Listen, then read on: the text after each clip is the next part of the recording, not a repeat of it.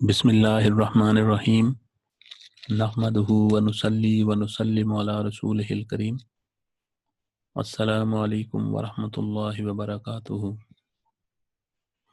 وی پاک T V کے ناظرین، آج ہم 7ویں صدی ہجری کی سلسلہ سہروردیہ کی عظیم علمی اور روحانی شخصیت حضرت شرف الدین المعروف شیخ سعدی شیرازی رحمۃ اللہ علیہ کی شعرا آفاق شاہکار گلستان و بوستان سے ماخوذ ایک سبق آموز حکایت پیش کریں گے، جس کا نام ہے کبریائی اور شان اللہ عز و جل کی ہے۔ کبریائی اور شان اللہ عز و جل کی ہے۔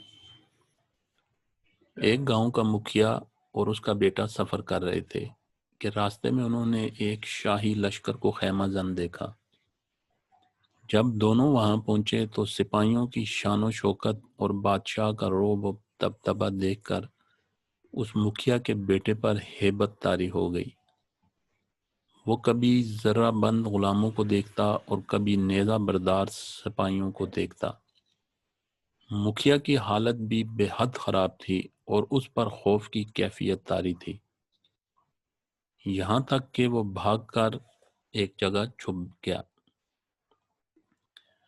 بیٹے نے باپ کی ایسی حالت دیکھی تو کہا کہ آپ تو ایک بستی کے سردار ہیں اور میں سمجھتا ہوں کہ آپ ایک بڑے سردار ہیں، پھر آپ اس بادشاہ کے اس لشکر سے اس قدر خوف زدہ کیوں ہیں؟ مکھیا نے جواب دیا کہ بیٹے، اس میں شک نہیں کہ میں اپنی بستی کا سردار ہوں، مگر اس بادشاہ کے سامنے میری کچھ حیثیت نہیں ہے، میں اس کے ادنا غلاموں میں بھی شمار نہیں ہو سکتا۔ حضرت شیخ سعدی رحمۃ اللہ علیہ اس حکایت کو بیان کرنے کے بعد فرماتے ہیں کہ کبریائی اور شان اللہ عز و جل کی ہے، اور اس حقیقت سے آشنا اولیاء اللہ رحمۃ اللہ علیہم پر ہر وقت اس کی ہیبت طاری رہتی ہے، اور ان کی حالت اس مکھیا جیسی نہیں ہے جو بستی میں خود کو بڑا خیال کرتا ہے۔ اے بے خبر، ابھی تو شاید گاؤں میں آباد ہے، اس لیے اپنی ذات کو ہی برتر و اعلیٰ سمجھتا ہے۔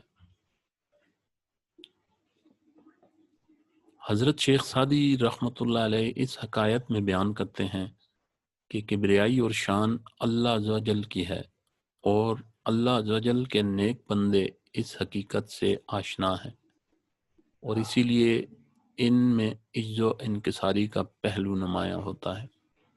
وہ جانتے ہیں کہ اللہ عز و جل ہی خالق، مالک اور رازق ہے اور ہر شے پر قادر ہے۔ دوستو، ایک ویڈیو کو آگے بھی شیئر کریں تاکہ دوسرے مسلمان بھی اس کو دیکھیں اور اس سے مستفیض ہوں۔ السلام علیکم ورحمۃ اللہ وبرکاتہ۔